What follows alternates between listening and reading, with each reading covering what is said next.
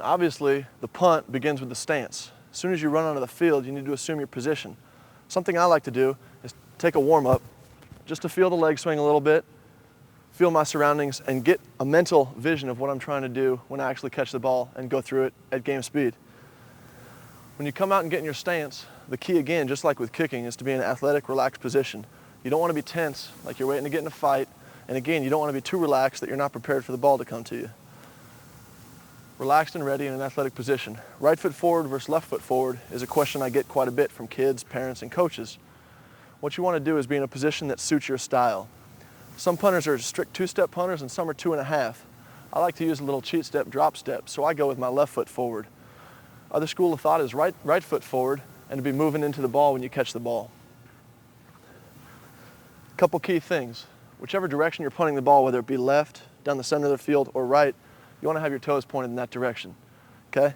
If we're punting left, we want to be angled that way a little bit, ready to receive the snap and fall into our motion. Same thing with down the middle of the field, and same thing with to the right. The key is that you be prepared and already have done a rep in your mind, knowing what you want to do before you do it. Another key component of the stance is your arms. People ask me all the time, what should you do with your arms? The best thing is just to be relaxed. You want to be ready to catch that ball with your eyes focused on that center. As soon as that ball's coming, you're ready to catch it. It's a lot easier to do if you're relaxed than if you're all tensed up. A couple key things to remember about the stance. Foot position, your upper body, shoulders over knees, over toes, ready to receive the snap, arms relaxed, and your eyes on the snapper. You'll be ready to get that ball and hit a good punt. In receiving the football, there's two things you want to keep in mind. We've already talked about the basics of the stance and how to prepare yourself to receive the ball. In receiving the ball, though, you want to make sure you're relaxed and make sure you catch that ball out in front of you. The first thing is keep that ball away from your body. Never let that ball travel into your stomach or your chest when you catch it. All that does makes you come out again. It takes valuable time and increases the chance of getting a punt blocked. Second thing you want to remember is to be moving into the football as it's coming.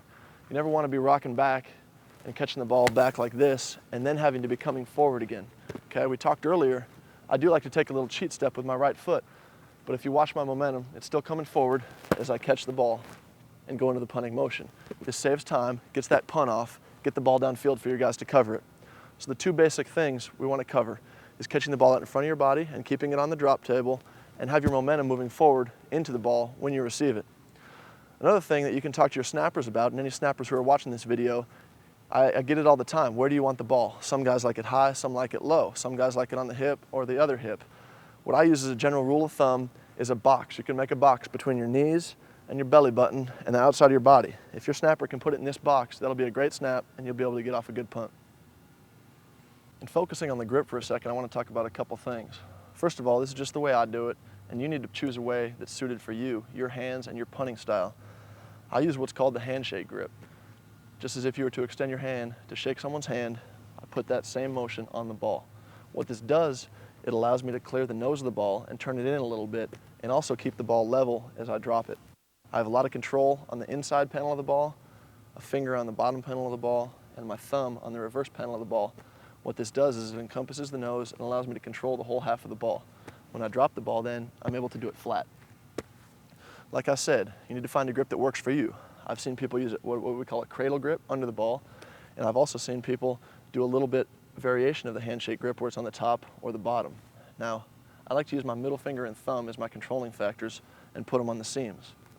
Thumb on this seam, middle finger there, and the other finger spread around. It allows me to control the full body of the ball. A couple things to think about when you're carrying the ball, we talk about a drop table. A drop table will be about chest level to belly button level depending on when you release the ball, and it'll be extended. We talked about receiving the football and having your arms extended. This allows you to get out to that drop table sooner and better. That's the drop of the football.